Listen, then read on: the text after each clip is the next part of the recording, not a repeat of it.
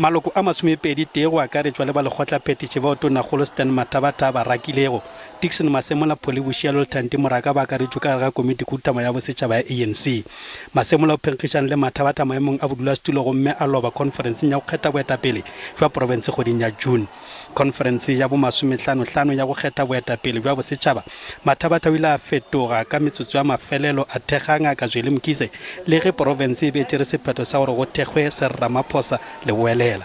Ga bjalo mokgatlo o re ga gona yo a tla rengwago ke selepe ka lebaka la ge a ile a thekga yo a moratago. Ba re bile dikgopolo tša go fapana bo khonferenseng batho mafelelong ANC winile ke responsibility ya rena le ba gonne ba sa support President Cyril Ramaphosa gana jwale bana le maikarabelo a gore ba mo supporte.